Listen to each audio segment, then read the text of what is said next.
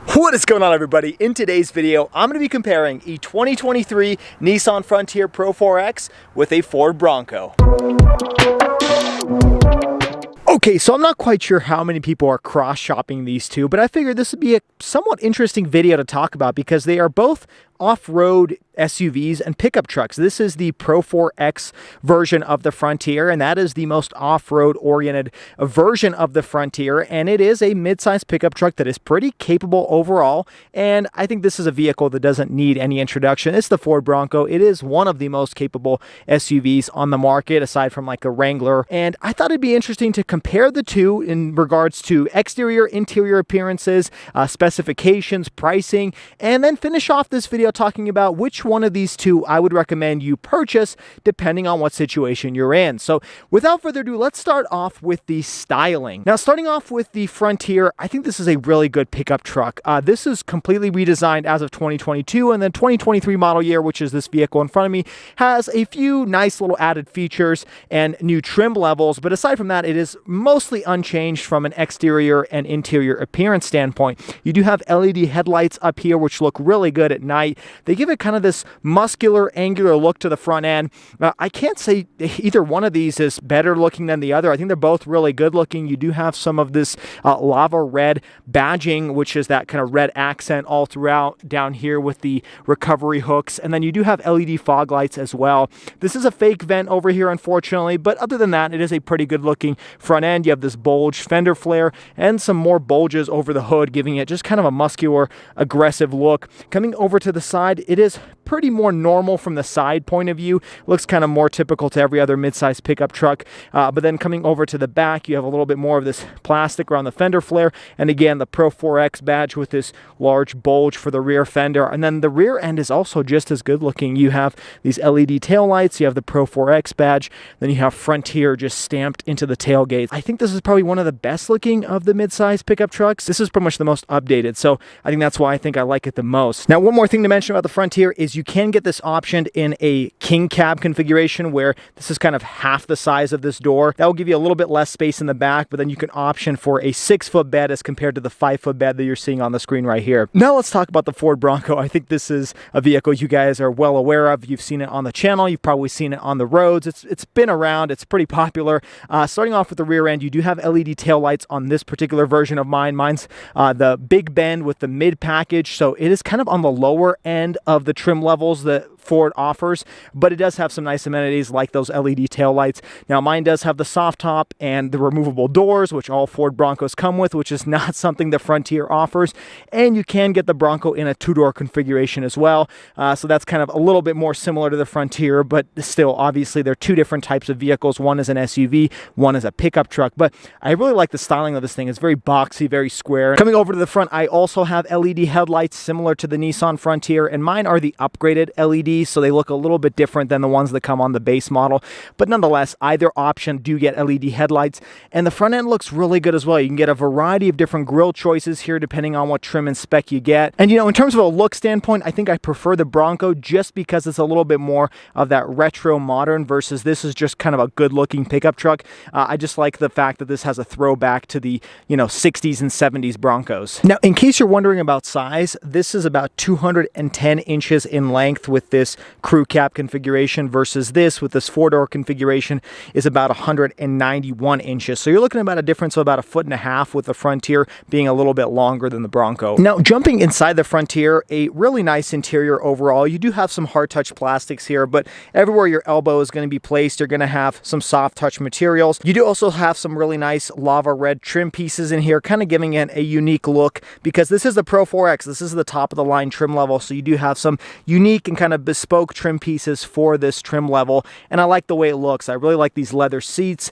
They look really nice. In terms of comfort, they're not the best in my personal opinion, but I think they are probably one of the best looking that are in the mid-size truck segment. Climbing inside, this is just a quick look at what the interior looks like. You've got your conventional Nissan steering wheel. You've got your analog with digital display over here. You got your air vents. This is all hard touch plastic up here, but again, that is kind of common amongst the mid-size truck segment. You do have a softish material over here with some fake contrast stitching over there with the lava red. And then this is your infotainment screen. You know, everything is really easy to reach, very simple, very utilitarian. You have your dual zone climate control down here, just some buttons down here we'll talk about in just a minute in terms of technology, some more storage compartments. And so, you know, it's a pretty attractive looking interior. I can't say it's, you know, phenomenal or luxurious, but again, this is a pickup truck. It's not meant to be that way. And I think for being a pickup truck, it is pretty luxurious with these leather touch surfaces, soft touch materials. Now let me show you what the second row looks like.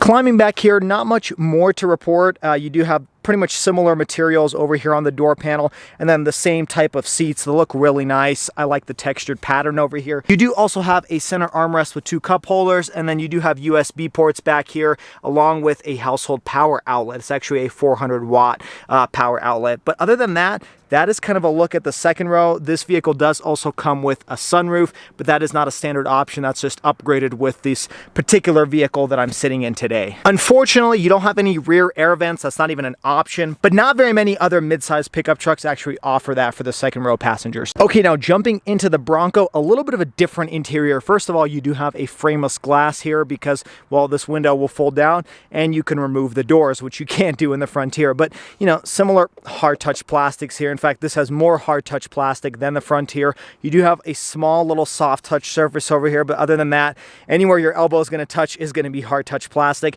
The seats also not as nice. Again, keep in mind, mine is not the top of the line trim level, and we'll talk about pricing here in just a minute, but they are cloth seats. I do think these are more comfortable to sit in than that in the Frontier, although maybe not as nice to look at. They don't have any crazy patterns to it, but I do like the sandstone with the black color, and they do have pretty good support overall. Climbing inside, let's take a look at the interior. You also kind of have a digital with analog display. In the Frontier, it's a little bit differently arranged than it is here in the Bronco. This is the look at the steering wheel. Lots of buttons over here, really rubberized material. This is also a very utilitarian looking interior, and again, kind of an homage to some of the previous generation Broncos. You got your air vent over there with your grab handle, and then a lot more of that hard touch plastic. Very similar in that aspect to the Frontier, although I will say this plastic, you almost kind of have a poorer quality to it. You can even see some of the places where they've cut the plastic parts. I think the Frontier's plastic quality is a little bit better, although, you know, it's kind of hard to say, but I just don't really love the quality of this plastic. I do like the sandstone color here, though. Again, more of that rubberized material. There's a look at the passenger side. I do like how this Bronco is kind of embossed into this plastic trim piece. More air vents over there. And then this is the smaller screen. This is only the 8-inch touchscreen, but you can get a larger size on the Bronco, which we'll talk about in a moment. But, you know, the interior is pretty decent overall.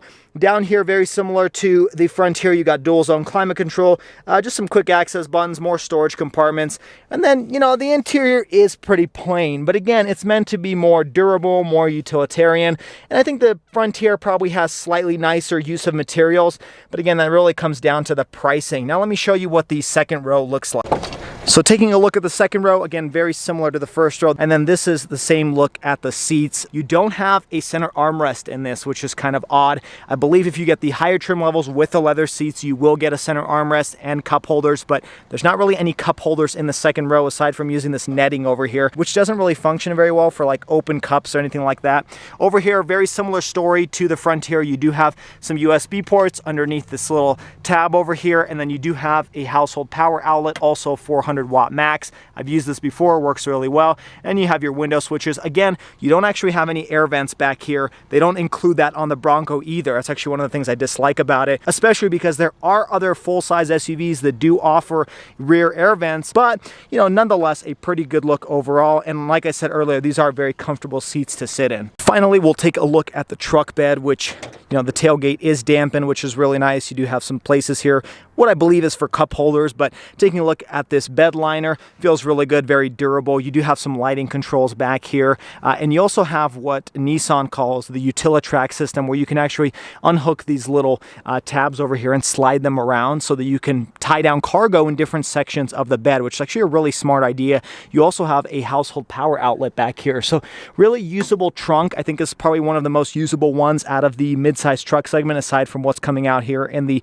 upcoming 2023 Colorado. Now, climbing into the trunk of the Bronco, this is kind of a heavy door that stops halfway, and you kind of have to put a little bit of force to it to open it up all the way, but you can open it almost like 180 degrees. I mean, that's a pretty wide opening right there. Mine, again, is the soft top, so this has to be lifted by pulling up on these tabs and then pushing up the entire thing. Let me show you what that looks like right now. And there you have it. It is a two-handed operation for sure. That's why I think the hardtop's actually a little bit better, because it will just lift up a piece of glass. But not a bad place overall. There's not really anything to report back here. You do have one light over here and a cigarette-style power outlet, and just some storage cubbies over here on the left and a little bit on the right-hand side. But a pretty plain trunk area overall. Definitely no power outlets or anything like that, but you can fold down these seats, and even though you have a little bit of a lip, you can expand the amount of cargo space you have in the trunk area. Okay, next up, let's talk about pricing. What's interesting here is, like I said earlier, this Ford Bronco Big Bend that I have is kind of on the lower end of the tier level, versus this, the Pro-4x, this is the top of the line Frontier. So, you know, comparison-wise, it's a little bit different, but when it comes to pricing, they're actually more similar than you think. This particular vehicle, when I bought it new in 2021, was about $42,000-ish. This one, window stickers, around $46,000. So they are pretty similar, and the Pro-4x actually starts at $38,000, so you can get them almost identical in terms of price, but they do have different features and such, which we'll talk about in today's video further along. But I want to start talking with the Frontier pricing in general. The Frontier starts at $29,000 for the rear-wheel drive king cab configuration, and goes all the way up to $38,720 for the Pro-4x. And like I said, you can go up from there with a few extra packages, versus the Ford Bronco, which actually starts at $31,300 for the two-door in the base trim, but then it can go all the way up to $53,895 for the Everglades. Now, you can actually get it up to $68,500 if you pick the Raptor, but I'm going to put the Raptor in kind of a different category. It's not really the same. It has its own different suspension and powertrain, and so I don't really put that into the same category as this type of vehicle. So the highest price for the Bronco for this comparison is about $54,000. One thing I will note is the base price for this at around $31,000 includes four-wheel drive as standard, whereas this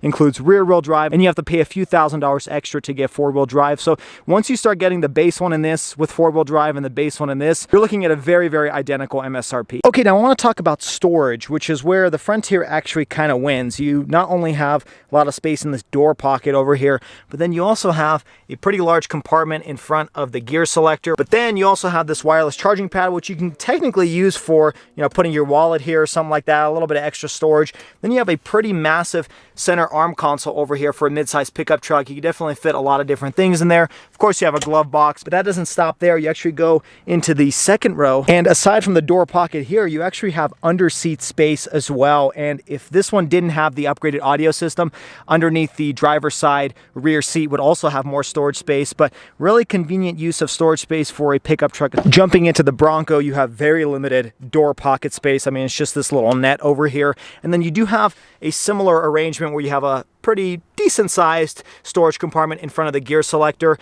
Your center arm console is somewhat, you know, pretty comparable in size. It's pretty deep overall, but other than that, you don't really have anything else. Mine doesn't have a wireless charging pad or anything like that. It does have a glove compartment, of course, but in the back, there's really no storage space whatsoever. Again, you have a little door pocket over here that's netted. Then you do have some space where you can slide some stuff, like I have some towels down there underneath the seat, but it's not really the same type of space. I do like that they included that, so you could actually fit some stuff in here, but if you ever had to fold down the seat or anything like that, it's just gonna get in the way, and the stuff can kind of bounce around back here, so it's not truly additional storage space, but it is nice to have. But when we're talking about storage, I think the Frontier has more usable space inside. Now, if we're talking headroom and legroom, that's a different story. I'm sitting in the Frontier right now, and I've only got a couple inches of space above me. Nissan says there's about 39 inches of headroom in the first row, and then let me show you what the legroom looks like in the second row. Okay, here's me sitting behind myself, and you know, there's just a couple inches of space.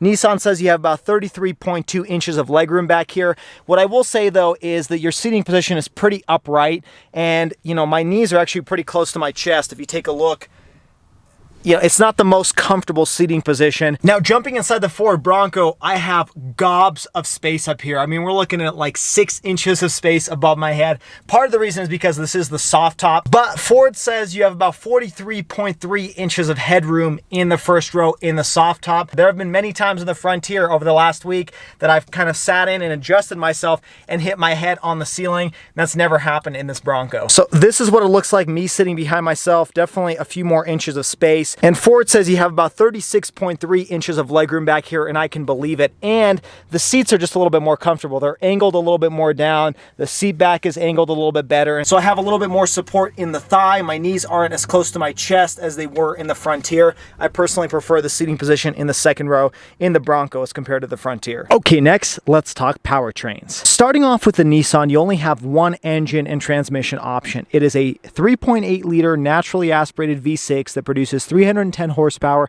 and 281 pound-feet of torque. All of that power is sent through a conventional torque converter 9-speed automatic transmission. Now, in case you're wondering fuel economy, you're looking at 17 in the city, 22 on the highway for a combined 19, and this thing will do 0 to 60 in just about 7.5 seconds. Okay, now under the hood of the Ford Bronco is where it gets a little bit more complicated. Our first thing I do want to mention is that you do have to have a peg to hold up the hood on the Ford Bronco versus the Frontier, which does have hood struts. That's kind of a nice thing from the Frontier. But starting off under the hood here, my particular version has the 2.3 liter EcoBoost 4-cylinder turbocharged engine that produces about 300 horsepower and 325 pound-feet of torque when you're using premium grade fuel. Now, there's a variety of different options on the Bronco. You can also get this vehicle with a 2.7 liter EcoBoost turbocharged V6 that produces about 330 horsepower and 415 pound-feet of torque. So a very significant amount of torque higher than the 2.3 liter I have in my vehicle. And then there's also the Raptor engine, which I'm not even going to mention. That's a 3.5 liter. But those two engines, the 2.3 and the 2.7, are what you can get on the Bronco. Now, in terms of the transmission,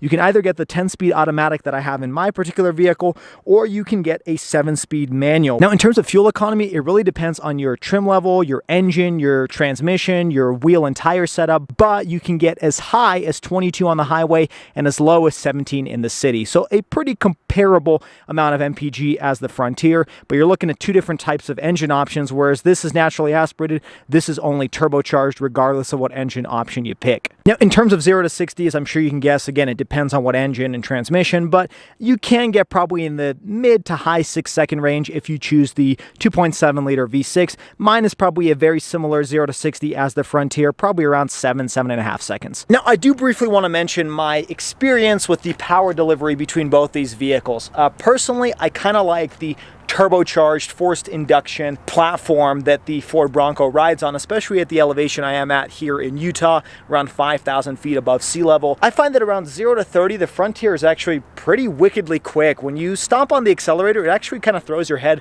back into the seat rest, but as soon as you hit about 30 miles an hour and you try to pass somebody on the freeway or even just in city streets, 30 to 50, it struggles a little bit to kind of downshift and get into the right power range just because there's not as much oxygen at this elevation versus the forced induction on the Bronco. 0 to 30, you've got that turbo lag, but on the freeway or just 30 to 50 miles an hour, this thing actually hauls really quick. I've never had any issues with this smaller 2.3 liter riding on 35-inch wheels and tires.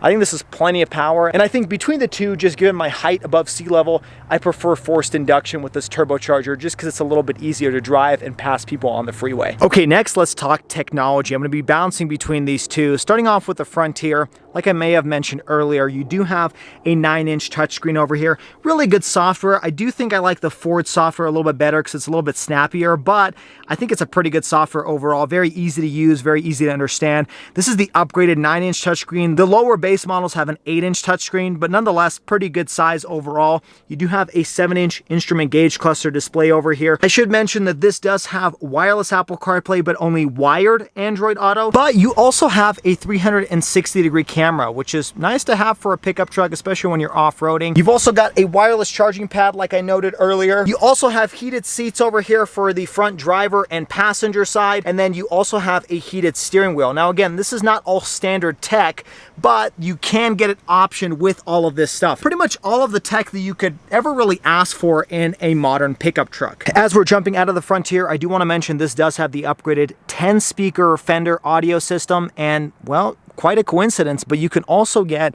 the Ford Bronco option with a 10-speaker Bang & Olufsen sound system.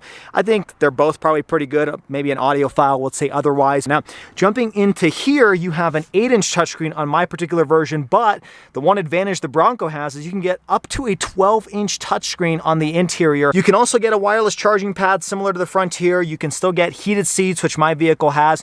You can also still get a heated steering wheel, again, very similar to the Frontier. Another advantage advantage that this touchscreen has is you have wireless Apple CarPlay and wireless Android Auto, and you can still get a 360-degree camera, although I don't have that on this particular vehicle right here. And then taking a look at this instrument gauge cluster display, I don't know the exact specific size of this. I think it's a little bit larger than that in the Frontier, or at least a little bit more colorful. You do have quite a bit of options here, but you know, it's kind of subjective. Now, one advantage you do get with the Bronco that you have to option for in the Frontier is every Bronco comes standard with remote start. And there's a quick look at what the Ford key looks like, pretty standard. Versus the Nissan, if you want to get remote start, you're gonna have to upgrade, and that's what this particular vehicle does have, but it's not a standard feature on all Nissan Frontiers. And there is a look at what the Nissan key looks like. Next, let me talk about safety features. Now, both of these are very comparable in terms of safety. You can get either one of them with adaptive cruise control, blind spot monitoring, emergency braking, pedestrian detection, and lane departure warning. But I will say the Bronco takes it a little bit of a step further, because the Bronco also has lane keeping assist, where it will try to actually push you back into the lane. It won't center you down the lane. It doesn't actually have lane centering, but it will kind of bounce you left and right and try to keep you within the lanes, versus the Frontier just has the lane departure warning, where if you cross a lane, it'll just beep at you. It won't actually try to guide you back into the center of the lane. Okay, now for the next few items, we're going to be talking about off-road capabilities. And before you automatically assume that the Bronco is the winner, I'm going to tell you the Pro-4x actually has quite a few off-road goodies that make it pretty comparable to the Bronco. Now, starting off with the suspension, you do get Bilstein off-road suspension on the Frontier Pro-4x. And you know, you may think that's quite a coincidence, because the Bronco, if you get the Sasquatch package, also comes with a very similar Bilstein suspension. Now, these are position sensitive dampers, and I don't believe that is the same on the Frontier. So these Bilstein shocks are likely a little bit more capable. I'm curious if anybody really knows the answer to that down in the comments below, but they do both come with Bilsteins. They're just a different type of setup. And I will say these seem to ride a little bit smoother on the road, to be honest, than this. And for those of you that are not aware, this is actually not a Sasquatch trim level, but what I did was I upgraded to the Sasquatch wheel and tire setup, and I also upgraded to the Sasquatch suspension. I made a video documenting this whole process, so if you guys are interested in a similar conversion, be sure to check out those videos. I'm going to try to throw them up on the screen, but I will say this rides a little bit bouncier than this thing, which is surprising, because you know, pickup trucks typically bounce a little bit more than full-size SUVs, even though this is pretty much based on the Ranger platform, so it is essentially a pickup truck. Next, let's talk wheels and tires. The Frontier with this upgraded trim level comes with these 17-inch beadlock style, they're not beadlock capable, wrapped around Hankook Dynapro all-terrain tires. Now, in case you're wondering about the dimensions here, they're actually 265/70 R17s. And what that translates to is about a 32-inch wheel and tire setup. Now, jumping over to the wheel and tire setup on my Sasquatch converted Bronco, you're looking at a 17-inch wheel, but you're wrapped around a Goodyear Wrangler Territory MT tire.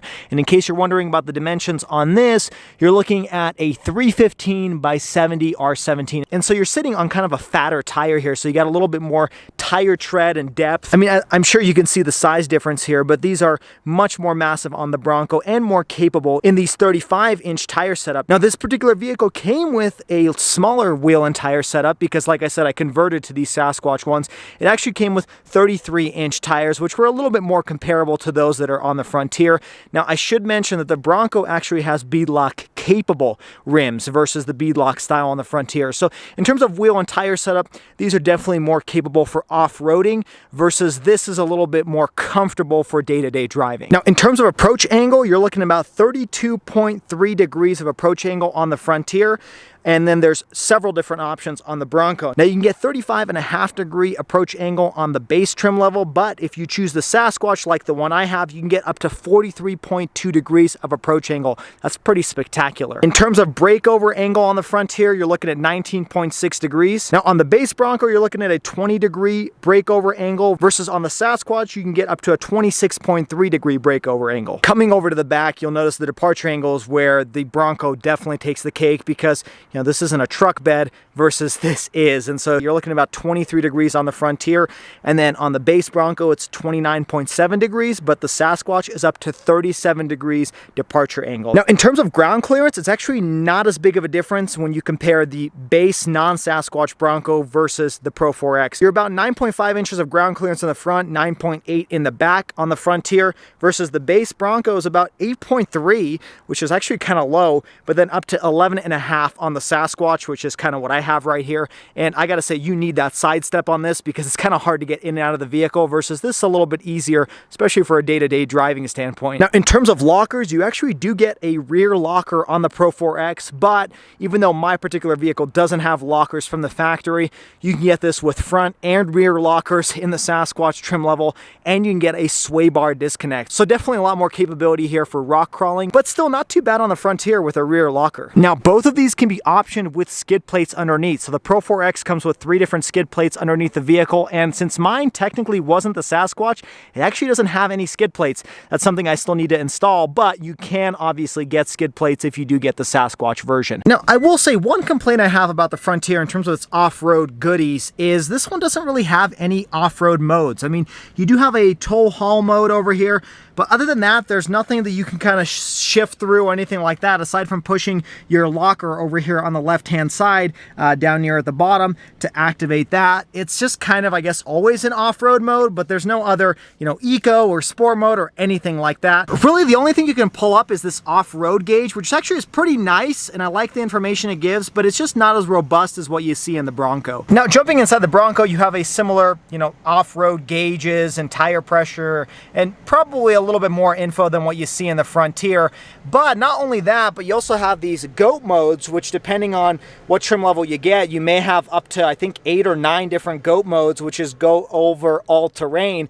And by cycling through this, you know, not only do you have your normal, eco, sport, you know, just the usual, but you have slippery mode, mud ruts, sand, and then there's even more options if you get the higher trim levels. And so just a lot more usability and functionality here in terms of the drive modes. You do also get a trail turn assist in the Bronco, which essentially brakes the left or right rear passenger wheel to be able to turn a little bit tighter. That's something the Frontier doesn't have. But both of these vehicles do have some sort of trail cruise control, which is essentially, you know, by pushing this button, you can regulate a really low speed cruise control when you're rock crawling or going down a steep slope. Okay, lastly, let's talk about towing capacity and payload. And I think you can guess that the Frontier is going to take the cake here. You're looking at a towing capacity maximum of up to 6,690 pounds on the Frontier, and you can only get up to 3,500 pounds on the Bronco. That's actually one of my biggest complaints, considering this does have a Ranger frame and platform to it. You would expect with the Ranger getting up to, I think, 7,000 pound towing capacity, you could possibly get slightly higher here, but you can't. 3,500 is the max unless you go for the Raptor. In terms of payload, you can get up to 1,590 pounds on the Frontier, and you can get pretty close at around 1,450 pounds on the 4-door Bronco. But in either case, you know, from a truck standpoint, this is more capable in terms of towing and payload. Well, there you have it, folks. That finishes off today's comparison video between the Frontier Pro-4x and the Ford Bronco. Now, I don't think it's a great comparison, but it is somewhat interesting because both of these are pretty off-road capable. You know, I think the Ford Bronco is definitely more expensive, but you do get a lot more standard features like remote start. You know, this thing has heated seats at lower trim levels versus this. You're going to have to upgrade to be able to get some of those functionality. But nonetheless, I don't think you can go wrong with either option. Personally, I would still pick the Bronco, but of course I am biased because this is my Bronco. But I will say I've been impressed with the capabilities of the Frontier. I think from a daily drivability standpoint, this is probably a better choice, plus more practical because you have a 5-foot bed, you can tow more, you can actually put more payload in the vehicle, and I think this is a pretty comfortable ride quality. This, on the other hand, is definitely more capable off-road. It definitely has, I think, a more unique look to it, more throwback than the Frontier, but both are very capable, and I'm glad both exist in today's market. But let me know your thoughts between the two. Which one would you pick and why? Let me know down in the comments below. And if you enjoyed today's video, make sure you hit that like button and subscribe to the channel for all of the weekly videos. Also, check me out on all the social media down in the description below at Schwazy_. Until next time, everybody, I hope you stay Schwazy, stay healthy, have a wonderful day.